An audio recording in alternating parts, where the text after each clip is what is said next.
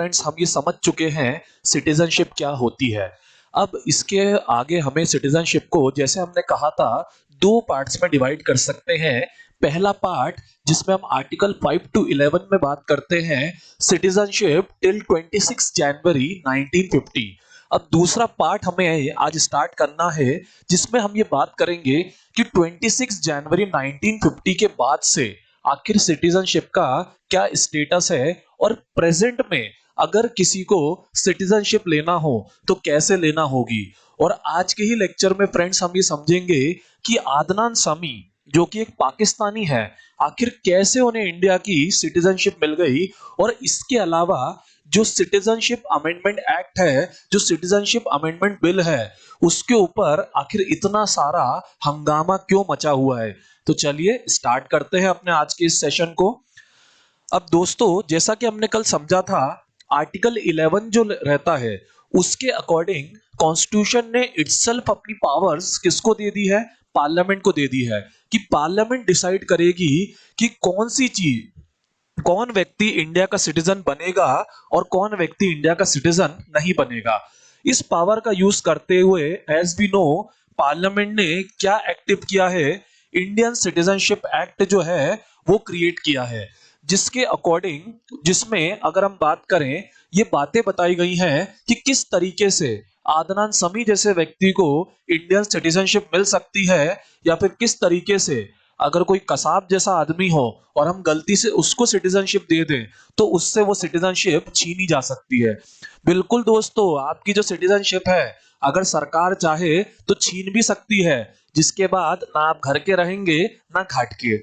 तो Indian citizenship act जो 1955 में आया, इसमें अगर मैं बात करूं दोस्तों तो इसको टोटल 6 बार अमेंड किया गया है। हम सबको इसमें 2019 के अमेंडमेंट के बारे में तो पता ही है क्योंकि उस पर इतना बवाल मचा हुआ है। पर आपको क्या लगता है सिर्फ और सिर्फ 2019 का अमेंडमेंट ही इंपॉर्टेंट है?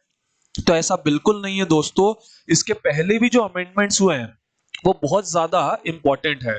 एग्जाम्पल के तौर पे अगर मैं बात करूं तो 1986 जो है उसमें अगर हम बात करें, एक इंपॉर्टेंट अमेंडमेंट आया बॉर्न इन इंडिया का। जैसे हम जो है अभी आगे पढ़ेंगे सिटीजनशिप बाय बर्थ, तो बाय बर्थ का मतलब आप समझिए कि हमारे कॉन्स्टिट्यूशन ने ये कहा है कि, सॉरी, कॉन्स्टिट्यूशन के अकॉर्डिंग जो इंडियन सिटीजनशिप एक्ट बनाया गया है उसमें ये कहा गया है कि 5 तरीकों से सिटीजनशिप मिलेगी 5 बेस, और 3 तरीकों से सिटीजनशिप छीनी जा सकती है। तो ये जो 5 बेस है सिटीजनशिप देने के, इसमें पहला वे क्या है? बाय बर्थ है। बाय बर्थ मतलब जैसे ही आप इंडिया में जन्म लेंगे वैसे ही बधाई हो, आपको इंडिया की सिटीजनशिप मिली है, हो जाएगा। ठीक है, तो अब एक बात समझिएगा, आप तो इसी तरीके से इंडिया के सिटीजन बने हैं।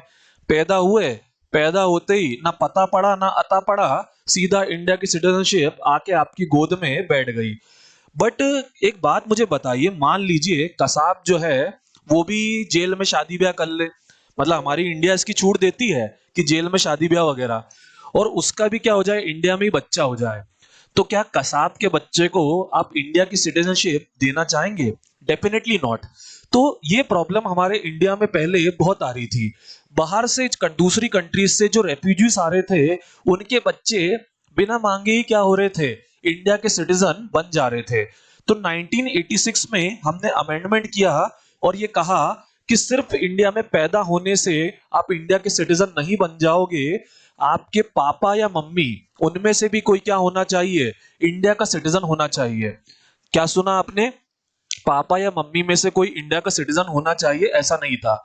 हमारी सोसाइटी पूरी तरह से पहले पेट्रियार्कल सोसाइटी थी, जिसमें अगर हम बात करें पुरुष जो है उसको प्रधान माना जाता था। तो हमारे कॉन्स्टिट्यूशन में भी पहले ये था कि अगर पिताजी अगर इंडियन है तो आपको इंडिया में पैदा होने पर इंडिया की सिटीजनशिप मिलेगी, या फिर आप इंडिया में मान लो पैदा नहीं भी हुए हो, मान लो आप अमेरिका वगैरह घूमने गए हो, काफी रिच फैमिली से बिलोंग करते हो, और वहीं पर आपका बच्चा हो जाए। अब समझेगा आपके बच्चे ने तो इंडिया में जन्म ही नहीं लिया, तो कायदे से हम कह सकते हैं कि भाई तुम तो इंडिया के सिटीजन हो ही नहीं, तुम तो विदेश में पैदा हुए हो। तो ऐसा नहीं है दोस्तों, अगर आपका बच्चा विदेश में पैदा होता है तो उसको भी आप सिटीजनशिप इंडिया की दिला सकते हो। कैसे दिलाओगे? बाय डिसेंट दिलाओगे, क्योंकि वो आपका क्या है, वो आपका खून है, आपका वंशज है। पर उसके लिए भी पहले रूल क्या था कि पप्पा जो है वो क्या होने चाहिए, इंडियन सिटीजन होना चाहिए। बट मुझे एक बात बताइए, कॉन्स्टिट्यूशन में आगे हम पढ़ेंगे राइट टू इक्वलिटी, जो कहता है कि पुरुष हो या महिला, मेल हो या फीमेल, सब क्या है, इक्वल है। बट क्या ये इक्वलिटी शो कर रहा है? डेफिनेटली ये इक्वलिटी शो नहीं कर रहा है। इसीलिए दोस्तों क्या करा गया, 1992 में जो अमेंडमेंट करा गया उसमें क्या करा गया, जो डिस्क्रिमिनेशन था वो क्या कर दिया गया, एंड कर दिया गया। और सिटीजनशिप के सभी प्रोविजंस में मदर फादर को इक्वल कर दिया गया। बर्थ हो या डिसेंट, बर्थ हो या डिसेंट, ये रूल आ गया है कि फादर और मदर दोनों में से अगर कोई एक इंडियन है, दोनों हो तो बहुत ही अच्छी बात है, जैसा मैं समझता हूं आपके और मेरे होंगे, पर दोनों में से कोई अगर एक भी इंडियन हो तो आपको क्या होगी, सिटीजनशिप मिल जाएगी। फादर है कि मदर है, इससे कोई डिफरेंस नहीं पड़ता। बस एक बात और है, एक बात और है, इलीगल इमिग्रेंट नहीं होना चाहिए। मतलब कि ऐसा नहीं होना चाहिए कि आपके पापा तो इंडियन सिटीजन हैं और मम्मी जो है पीटी उषा की तरह पाकिस्तान से भागकर आ गई हैं और उन्होंने, मम्मी ने आपके पापा से शादी कर ली है। तो पापा तो प्रॉपर सिटीजन है पर मम्मी जो है वो पाकिस्तान की इलीगल इमिग्रेंट है। तो ऐसा होगा तो भाई सिटीजनशिप नहीं मिलेगी। आई गेस आप सब सहमत रहेंगे। और अगर नहीं सहमत हो पा रहे हैं तो उसको रिवर्स कर लीजिए और अच्छे से समझ जाएंगे कि महिला यहाँ की है और पुरुष जो है पाकिस्तान से भागकर आए हैं और उन्होंने यहाँ की एक रिस्पेक्टेड इंडियन वुमेन सिटीजन से मैरिज कर ली है, तो उनके बच्चे को सिटीजनशिप मिलनी चाहिए कि नहीं मिलनी चाहिए। तो हर अमेंडमेंट जो है अपने आप में इंपॉर्टेंट है। 1986 में ये अमेंडमेंट आया कि सिर्फ बॉर्न होने से काम नहीं चलेगा, पप्पा को इंडियन होना पड़ेगा। और 1992 में अमेंडमेंट आया कि पप्पा जरूरी नहीं है, फादर और मदर दोनों में से अगर कोई एक भी इंडियन है सो नो प्रॉब्लम, सिटीजनशिप मिल जाएगी। पर फ्रेंड्स ये तो उन लोगों की बात हो रही है जो या तो इंडिया में पैदा हुए हैं या फिर जिनकी हम बात करें जिनके पापा मम्मी इंडिया के हैं। बट अगर कोई ऐसा व्यक्ति हो, समझेगा, जो इंडिया में पैदा ना हुआ हो और जिसके पापा मम्मी भी क्या हो, इंडिया के ना हो, तो उसका क्या? तो उसके लिए हमारे आगे के अमेंडमेंट्स जो हैं वो काम करते हैं। 2003 में हमारा जो अमेंडमेंट आया था वो इलीगल इमिग्रेंट का आया था, जिसमें हमने इलीगल इमिग्रेंट को डिफाइन करा था। आप कहोगे सर ये कैसे इंपॉर्टेंट है? तो फ्रेंड्स समझेगा जब मैं आपको 2019 का कैब बताऊंगा, कैब मतलब कार वाला कैब नहीं, सिटीजनशिप अमेंडमेंट बिल बताऊंगा, तो ये इलीगल इमिग्रेंट की जो डेफिनेशन है ये उसमें एक मेजर रोल प्ले करेगी। इसके बाद अगर हम बात करें 2005 का अमेंडमेंट, ये भी बहुत इंपॉर्टेंट था क्योंकि इसी में क्या आया, ओसीआई आया, ओवरसीज सिटीजन ऑफ इंडिया आया, जिसके बारे में कल के सेशन में मैंने आपको बताया था। और इसके बाद सबसे इंपॉर्टेंट है 2015 और 19। 2015 के बारे में भी मैं आपको बता चुका हूं। इसमें क्या हुआ था, ओसीआई और पीआईओ दोनों का क्या हुआ था, मर्जर हुआ था। और 2019 तो हम सब जानते हैं पूरे इंडिया में कोरोना के बाद सबसे ज्यादा भोकाल जो है इसी ने मचाया है, citizenship amendment bill, citizenship amendment act, जो कहीं ना कहीं एनआरसी जो है उसको छेड़ने का बहुत बुरी तरह से काम कर रहा है। चलिए आगे बढ़ते हैं। हाँ, तो हम जहां थे कि अगर कोई व्यक्ति इंडिया में नहीं पैदा हुआ है और उसके पेरेंट्स भी इंडियन नहीं है, सो ऐसे व्यक्ति की सिटीजनशिप का क्या? तो ऐसे व्यक्ति की सिटीजनशिप का डिस्कशन किसमें करा गया है, थर्ड प्रोविजन रजिस्ट्रेशन में करा गया है। रजिस्ट्रेशन के लिए को समझने के लिए आपको बहुत जरूरी तौर पे समझना होगा पीआईओ, यानी पर्सन ऑफ इंडियन ओरिजिन। अब मुझे बताइए आपके अकॉर्डिंग पीआईओ यानी पर्सन ऑफ इंडियन ओरिजिन कौन होगा? तो डेफिनेटली दोस्तों पर्सन ऑफ इंडियन ओरिजिन वो होगा जो अनडिवाइडेड इंडिया में पैदा हुआ था। अनडिवाइडेड इंडिया मैं आपको पहले ही समझा चुका हूं, मतलब आजादी के पहले जो हमारा भारत था, जिसका बांग्लादेश और पाकिस्तान भी क्या है, हिस्सा है। या फिर अगर हम बात करें भले ही वो अनडिवाइडेड इंडिया में ना पैदा हुआ हो, पर जो टेरिटरीज हमारी कंट्री का पार्ट बन गई है, जैसे सिक्किम, कमेंट करके बताइए सिक्किम कब पार्ट बना है। तो सिक्किम का क्या हो या पौंडीचेरी का पुडुचेरी का क्या हो पार्ट हो, तो ऐसा व्यक्ति क्या होगा, पर्सन ऑफ इंडियन ओरिजिन कहलाएगा, क्योंकि उसकी फैमिली इन रीजन से बिलोंग करती है। मतलब उसके पापा, उसके दादा, ग्रैंडफादर वगैरह ये भी अगर इस इन जगहों के सिटीजन थे तो पर्सन ऑफ इंडियन ओरिजिन कहलाएगा। सो ऐसे व्यक्ति की सिटीजनशिप किसमें बात करी गई है, रजिस्ट्रेशन में बात करी गई है। अब रजिस्ट्रेशन में वो सबसे मजेदार वाक्य आता है जिस पर, अगर आपने फिल्म देखी हो सलमान खान की, वैसे मुझे उम्मीद कम है देखी होगी, ये है जलवा। उस पिक्चर में सलमान खान जो है अमीषा पटेल से शादी कर लेते हैं, और अमीषा पटेल जो है वो फॉरेन सिटीजन रहती हैं, और जैसे उनकी शादी होती है पुलिस वाले सलमान खान को पकड़ने आ जाते हैं, बोले तुम्हारा वीजा खत्म हो गया है, और ये प्रेमियों को जुदा करने लग जाते हैं। तो क्या लगता है आपको, जुदा हुए होंगे नहीं हुए होंगे? बिल्कुल नहीं हुए, क्योंकि फॉरेन में ये रूल है कि अगर आप जो है वहां के सिटीजन से मैरिज कर लो तो आप वहां के लीगल दामाद बन जाओगे। सो इसलिए सलमान खान को नहीं निकाला जाता और ऋषि कपूर की बैंड बज जाती है। वैसा ही रूल इंडिया में भी है। अगर किसी इंडियन वुमेन से, एग्जाम्पल वुमेन का ही अच्छा लगता है, इंडियन वुमेन से कोई विदेशी पुरुष आकर मैरिज कर ले, सो इन दैट केस वो सीधे सीधे इंडिया की सिटीजनशिप के लिए अप्लाई कर सकता है, भले ही वो अमेरिकन हो, भले ही वो कुछ भी हो, पाकिस्तानी नहीं चलेगा। हाँ, तो क्योंकि अब आप बोलोगे सर पाकिस्तानी क्यों नहीं चलेगा, क्योंकि हमारा दुश्मन है? नहीं दोस्तों, ये बात पूरी नहीं है, क्योंकि पाकिस्तान हमें सिटीजनशिप नहीं देता, तो ऐसा कोई भी देश जो हमें सिटीजनशिप नहीं देता उसको हम भी नहीं देंगे। ये वही दोस्ती वाला मामला है, वो हमसे नहीं कर रहा तो हम उससे क्यों करें। तो रजिस्ट्रेशन में इस तरह की बातें आती हैं, जिनमें एक प्रोविजन इंपॉर्टेंट क्या है, मैरिज वाला। मैरिज के अलावा मान लीजिए, पर हाँ मैरिज के बाद भी ऐसा नहीं कि इंस्टेंट दामाद बन जाओगे, 7 साल पहले इंडिया में रहना पड़ेगा। 7 इयर्स इंडिया में आप रहकर जब ये प्रूव करोगे कि हाँ आप वाकई में दामाद बनना चाहते हो, तभी इंडिया आपको दामाद बनाएगा।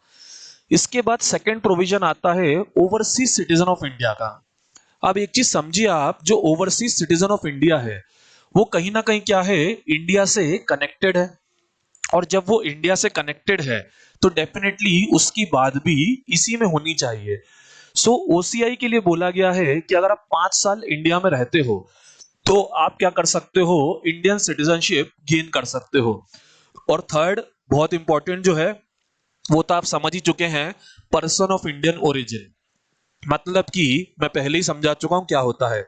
तो वो भी अगर 7 साल इंडिया में रहता है तो उसको भी क्या मिल सकती है, इंडियन सिटीजनशिप मिल सकती है। तो मतलब रजिस्ट्रेशन में क्या आ जाएंगे, एक लाइन में बोले तो दूर के रिश्ते। आप याद रखने के लिए, रिमेंबर रखने के लिए इसको लिख सकते हो, दूर के रिश्ते। एग्जाम में मत लिखाइएगा। रजिस्ट्रेशन के बाद अगला पॉइंट देखिए, नेचुरलाइजेशन। नेचुरलाइजेशन की अगर मैं बात करूं तो फ्रेंड्स मैं आपसे एक सवाल पूछता हूं। मदर टेरेसा जिन्होंने कोलकाता में बहुत तगड़ा काम किया था और लोगों के अंदर पीस को लेकर एक नई क्रांति ला दी थी, जिसके कारण उन्हें नोबेल प्राइज तक दिया गया है। तो मुझे बताइए मदर टेरेसा कहां की सिटीजन थी? इंडिया की सिटीजन थी। मदर टेरेसा एक इंडियन सिटीजन थी। अब आप कहोगे सर वो तो फॉरेनर थी। बिल्कुल फ्रेंड्स, वो फॉरेनर थी, पर उन्होंने नेचुरलाइजेशन के जरिए क्या करा था, इंडिया की सिटीजनशिप गेन कर ली थी। उन्होंने ना किसी इंडियन से शादी करी, वो ना ओवरसीज सिटीजन ऑफ इंडिया थी और ना ही वो इंडियन ओरिजिन की थी, पर इसके बावजूद उन्होंने इंडिया की सिटीजनशिप हासिल करी। और किसके जरूर शुरू हासिल करी, नेचुरलाइजेशन के जरिए हासिल करी। क्योंकि नेचुरलाइजेशन का प्रोविजन क्या है समझेगा, ये प्रोविजन ये कहता है कि आपको सबसे पहले, अब एक चीज प्रैक्टिकली समझना, भाई इनका इंडिया से कोई ब्लड रिलेशन ही नहीं है, और जिनका इंडिया से ब्लड रिलेशन है उनको हम ये कह रहे हैं कि 7 साल इंडिया में रहो फिर आपको सिटीजनशिप मिलेगी। अब इनका ब्लड रिलेशन नहीं है तो इनको 7 साल से ज्यादा रहना चाहिए कि कम रहना चाहिए? डेफिनेटली ज्यादा रहना चाहिए। सो इसीलिए नेचुरलाइजेशन में क्या रखा गया है कि 14 इयर्स आपको इंडिया में रहना होगा, जिसमें से 14 में से, ध्यान सुनिएगा, 14 में से 11 इयर्स तो इंडिया की मिट्टी पर ही चाहिए। आप कहोगे सर क्या बोले, समझ ही नहीं आया। So try to understand.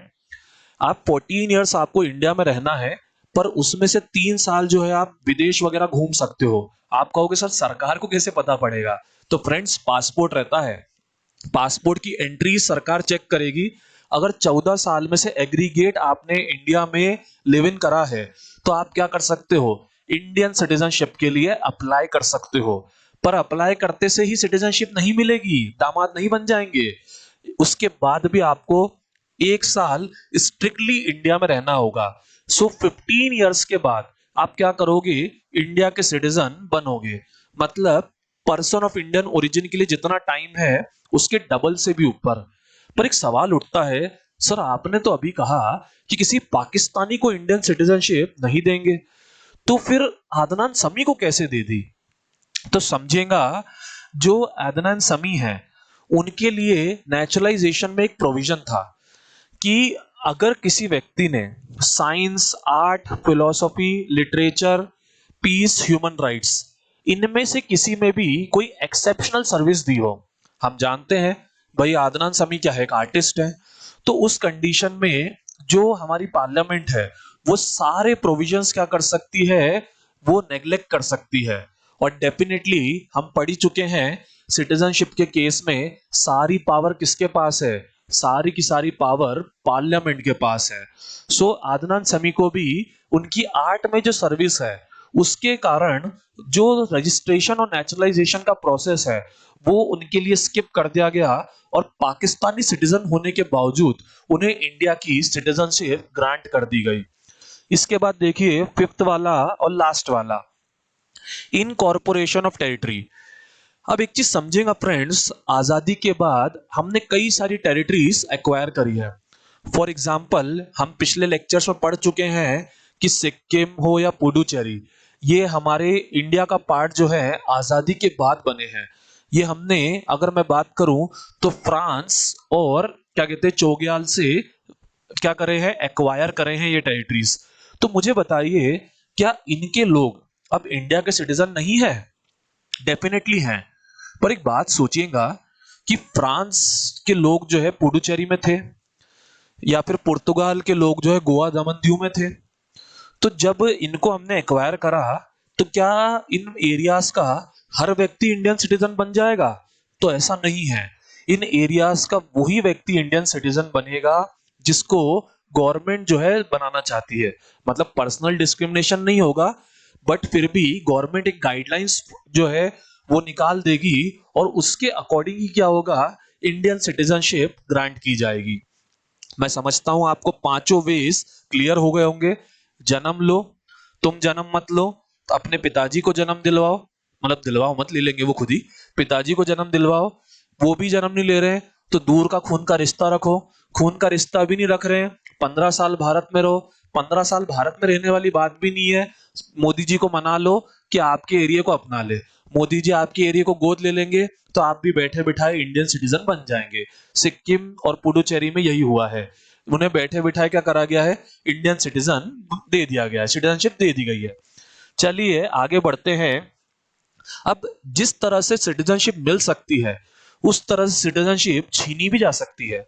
आप कहोगे सर रियलिटी में क्या सिटीजनशिप छीन सकते हैं? बिल्कुल माय फ्रेंड्स, सिटीजनशिप आपकी छीनी जा सकती है, टर्मिनेट की जा सकती है। सो अब समझिएगा कैसे। जैसे मान लीजिए आप एक स्कूल में स्टूडेंट हैं, और आप स्कूल में अपनी टीचर को क्या बोल देते हैं, लीव दे देते हैं कि मुझे क्या चाहिए, टीसी चाहिए, मैं ये स्कूल क्या करना चाहता हूं, छोड़ देना चाहता हूं।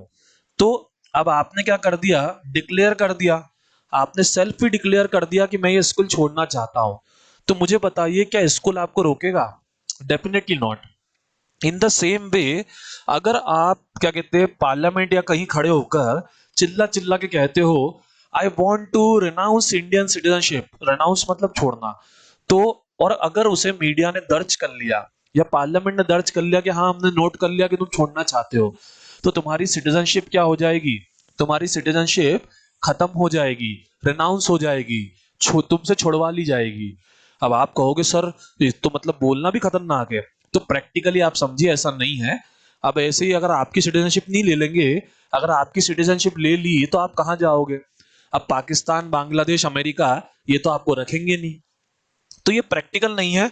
बट अगर ये ऐसा है कि कोई फॉरेन कंट्री की सिटीजनशिप लेना चाहता है तो वो इंडिया की सिटीजनशिप रेनाउंस कर सकता है। पर एक बात और समझना, मान लो कोई लालची आदमी हो, ग्रीडी आदमी हो, वो फॉरेन की सिटीजनशिप ले ले पर इंडिया की छोड़ना ना चाहे, सो ऐसे पर्सन का क्या? सो ऐसे पर्सन के लिए पॉइंट रखा गया टर्मिनेशन।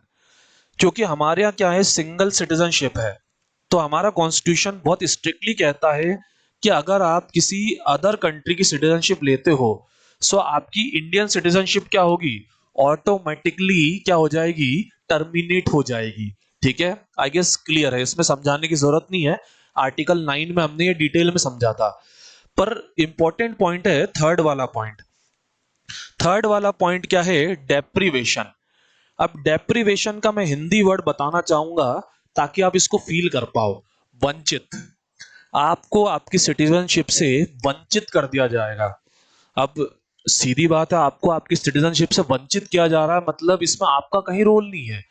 ना तो आप सिटीजनशिप छोड़ रहे हो, ना आप किसी कंट्री की सिटीजनशिप ले रहे हो जिसके कारण आपकी सिटीजनशिप टर्मिनेट की जाए, बट फिर भी आपको वंचित किया जा रहा है। तो प्रैक्टिकली सोचिए, किसी स्कूल से बच्चे को कब निकाला जाता है? स्कूल से बच्चे को कब निकाला जाता है? जब वो क्या करे, प्रिंसिपल की बुराई करे।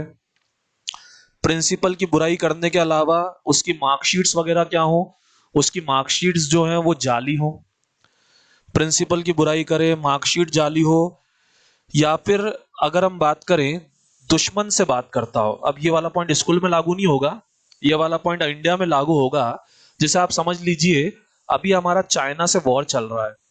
अब एकदम ऑफिशियल वॉर डिक्लेयर नहीं हुआ है, बट अनऑफिशियली वॉर चल रहा है।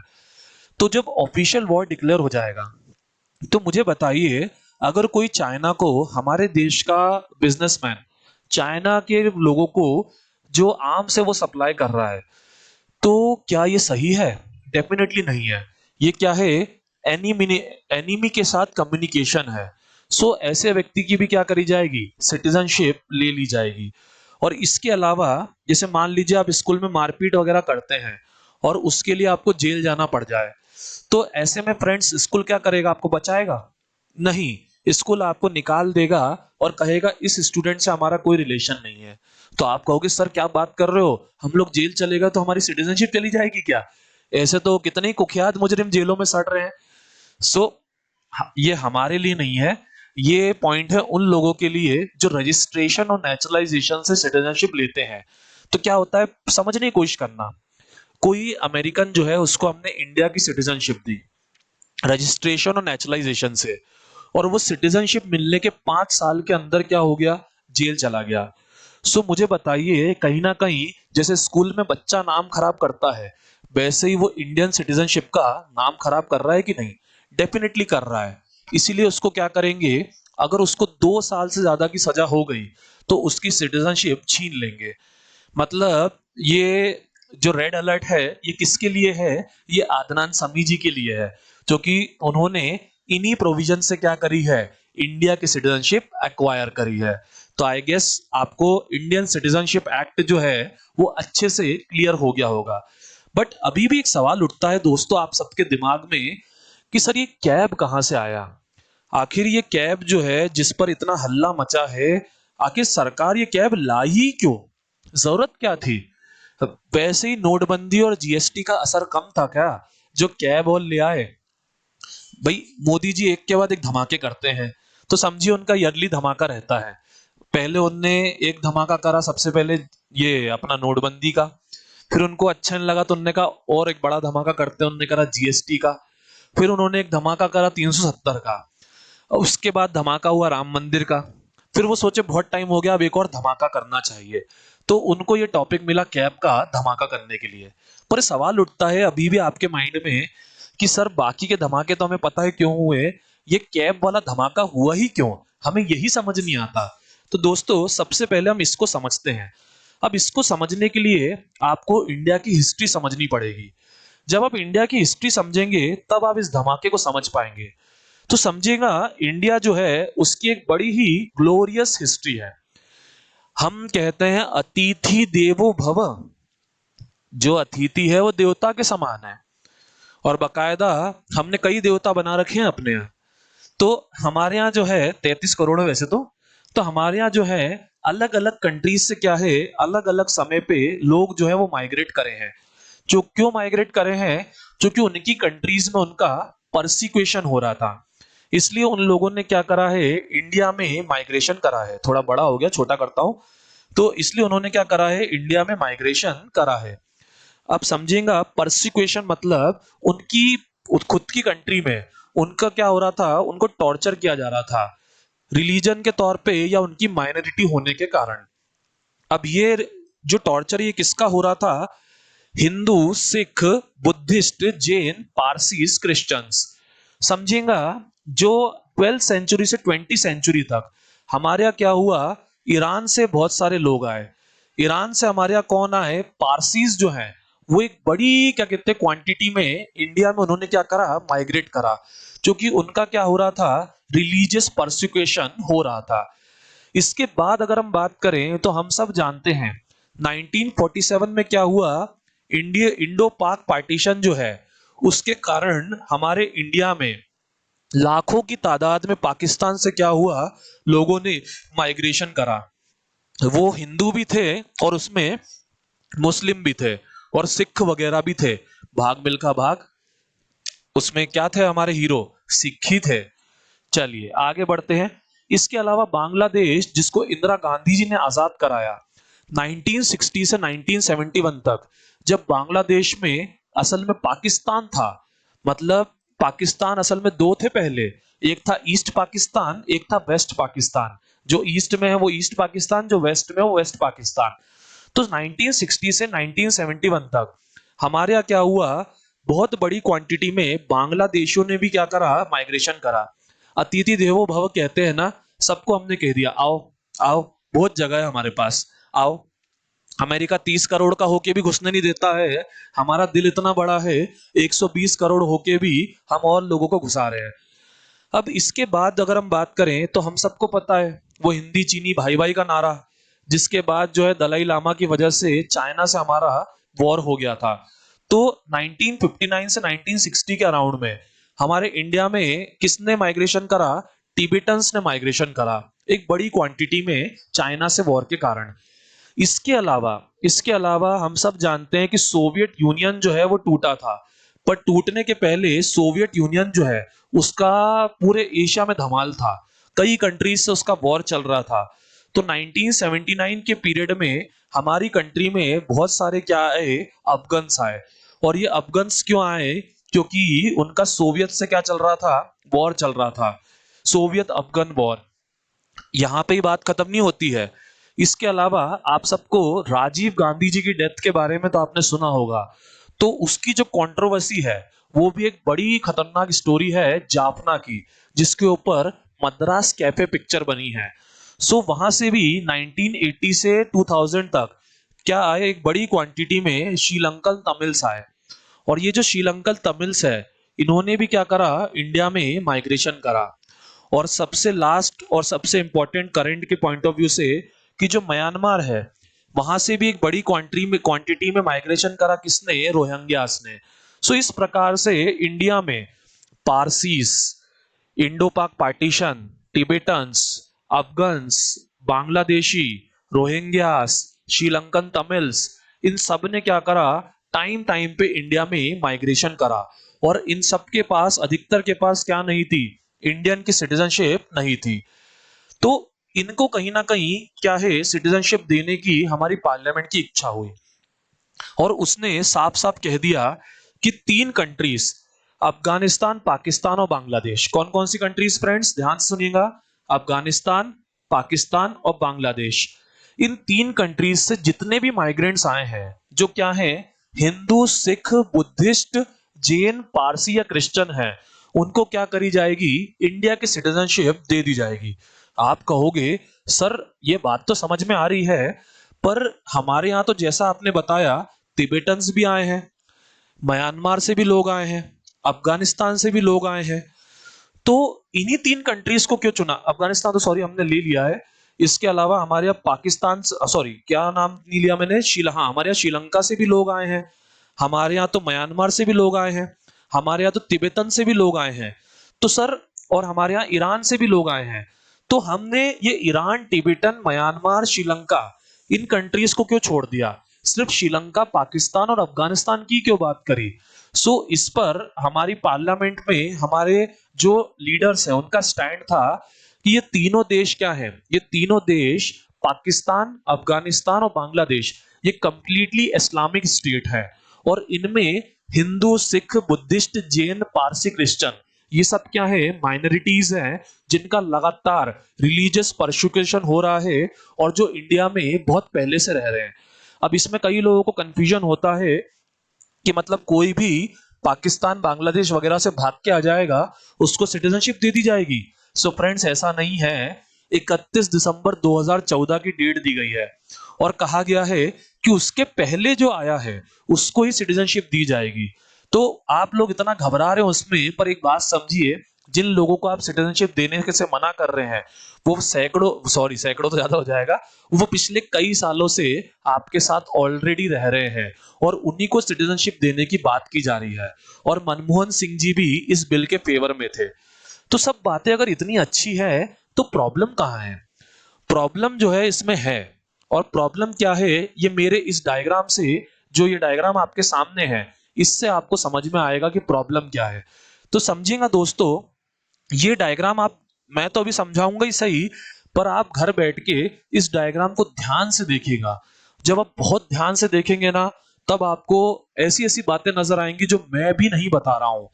तो समझिएगा, पहले हमारे यहाँ क्या था रूल कि 11 साल तक आपको स्ट्रिक्टली इंडिया में रहना पड़ेगा 14 में से। पर इसने क्या करा, इसने तो बात ही पलट के रख दी। इसने क्या करा, 11 साल को कितना कर दिया, 5 साल कर दिया। मतलब जो इलीगल इमिग्रेंट्स थे उनको 6 साल पहले क्या कर दिया, सिटीजनशिप देने की ये बात करने लग गया। इसके अलावा इसने क्या करा, 3 कंट्रीज को ही क्या करा, चुना, और बाकी कंट्रीज को क्या करा, नेग्लेक्ट कर दिया। और ये किसके अगेंस्ट था? ये हमारी कंट्री में सेक्युलरिज्म जो है, इस चार्ट को मैं फिर से कह रहा हूं, ध्यान से देखिएगा, बहुत गहराई है इस चार्ट में। ये सेक्युलरिज्म के क्या हो गया, अगेंस्ट चला गया। लोग कहने लग गए कि अगर हम इस तरीके से रिलीजियस डिस्क्रिमिनेशन करेंगे तो इंडिया की जो सेक्युलर पोजीशन है, यार सॉरी मैंने एरो एरो गलत बना दिया, नीचे वाला पॉइंट जो है वो सेक्युलर को डिस्क्रिमिनेट कर रहा है और ऊपर वाला पॉइंट जो है वो किसके अगेंस्ट है, इक्वलिटी के अगेंस्ट है। तो ऊपर वाला पॉइंट किसके अगेंस्ट जा रहा है, इक्वलिटी के अगेंस्ट जा रहा है, और नीचे वाला पॉइंट सेक्युलरिज्म के अगेंस्ट जा रहा है। सो ये कहा गया कि अगर आप 3 कंट्रीज को ही चुन रहे हो तो ये आर्टिकल 14 का वायलेशन है। और अगर आप सिर्फ पाकिस्तान, अफगानिस्तान और क्या कहते हैं, ये बांग्लादेश की माइनॉरिटीज को चुन रहे हो तो ये सेक्युलरिज्म का क्या है, वायलेशन है। हम कॉन्स्टिट्यूशन की जो फीलिंग है उसके क्या जा रहे हैं, खिलाफ जा रहे हैं। पर अब तो कोरोना आ गया है, तो मेरे दोस्तों किसी को कैब में कोई इंटरेस्ट नहीं है। सबके लिए अभी सबसे बड़ा मुद्दा कोरोना ही है जिसने हमको रुला रखा है। आगे बढ़ते हैं। तो ऐसे व्यक्तियों को क्या कर दी गई है, इंडियन सिटीजनशिप दी गई है। अब यहां पर क्लैश कहां हो रहा है, यहां पर सबसे बड़ा प्रॉब्लम क्या है, समझेगा, जो असम रीजन है, अगर हम बात करें जो असम रीजन है, आप समझेगा, बांग्लादेश से हमारी कंट्री में एक बड़ी पॉपुलेशन जो है वो एंटर की है। पर उस पॉपुलेशन ने भी सबसे ज्यादा एंटर कहां किया है, असम के रीजन्स में किया है। अब जो असम है उसकी अगर हम बात करें तो वो एक ट्राइबल एरिया है जहां वो अपने रिलीजन और कल्चर को लेकर काफी ज्यादा क्या है, सेंसिटिव है। लेकिन बांग्लादेशियों के एक ह्यूज नंबर में माइग्रेट करने के कारण जो असम के लोग हैं उनके खुद के प्रॉपर्टी राइट्स क्या हो रहे थे, छिन रहे थे। बात समझ नहीं आई? तुम ऐसा सोचो, तुम्हारे माँ के तुम 2 बच्चे हो और एक और व्यक्ति आ जाए और वो आसमान से आके बोले आज से मैं भी इन्हीं का बच्चा हूं, और बकायदा आपकी सारे अधिकार जो है पैसा वगैरह सब में क्या करे, हाथ मारने लग जाए, और माता पिता के जाने के बाद प्रॉपर्टी में भी क्या कर जाए, हक जताने लग जाए। कैसा लगेगा आपको? तो ऐसी स्थिति जो है असम की है, जिसमें जो इलीगल इमिग्रेंट्स है वो क्या कर रहे हैं, हक जमा रहे हैं। तो इस पर मुद्दा उठाया गया था, पर इस पर फिर अमित शाह और दूसरे लीडर्स ने क्लियर करा था कि असम में जो है वो एनआरसी ही लागू रहेगा, नेशनल रजिस्ट्रेशन ऑफ सिटीजन लागू रहेगा। वो कैब से क्या है, एग्जम्प्ट है। कैब से क्या है, एग्जम्प्ट है।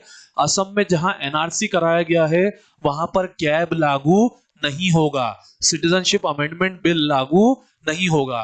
अब इसमें और एनआरसी में फर्क क्या है समझेगा। जो एनआरसी है वो किसी भी तरीके से रिलीजियस जो है डिस्क्रिमिनेशन नहीं करता है। एनआरसी कंप्लीटली बात क्या करता है, एनआरसी कंप्लीटली ये बात करता है कि जो भी व्यक्ति माइग्रेट करा है, अगर वो इलीगल इमिग्रेंट है तो सिटीजनशिप नहीं मिलेगी। पर जैसा कि हमने समझा, कैब जो है इससे थोड़ा अलग जा रहा है। सो जो कैब और एनआरसी है उसमें कहां डिफरेंस है, ये मैंने डायग्राम के थ्रू आपको बताया है कि जो कैब और एनआरसी है वो डिस्क्रिमिनेशन कैसे करता है। तो देखिएगा, ये डायग्राम आप ध्यान से देखिएगा, क्लास के बाद आपको ये डायग्राम से वो गहराई नजर आएगी जो मैं बताना चाह रहा हूं। तो बहुत सारी बातें दोस्तों जो मैं बोल नहीं रहा हूं, जो कि ये रिकॉर्डेड लेक्चर्स हैं, तो मैं भी थोड़ा संभल के बोलना चाहता हूं। पर मेरे डायग्राम बहुत कुछ कहते हैं, अगर आप समझेंगे तो आप समझ जाएंगे। तो इस तरीके से एनआरसी के थोड़ा सा क्या जाता है, अगेंस्ट जाता है कैब। और लोगों में ये डर बना हुआ है कि इस तरीके से जो एनआरसी है, जिसमें 19 लाख लोगों को इंडिया का सिटीजन मानने से ही मना कर दिया गया है, उनमें से कईयों को क्या मिल जाएगी, सिटीजनशिप मिल जाएगी। और एक दूसरा एंड जो है वो ये कहता है कि एनआरसी और कैब जैसे प्रोविजन जो है वो पार्लियामेंट को मनमानी तानाशाह पावर्स जो है ग्रांट कर रहे हैं, तो इनको रोका जाना चाहिए। अब क्या होना चाहिए ये आप जानिए और सरकार जाने। मैंने तो समझा दिया, और जो नहीं समझाया वो मेरे चार्ट्स में समझाया हुआ है। तो आज के लिए दोस्तों इतना ही। इसी के साथ हमारा सिटीजनशिप खत्म होता है। जो भी आपको डाउट्स हो कमेंट सेक्शन में कमेंट करके बताएं। चलिए आज के लिए अलविदा।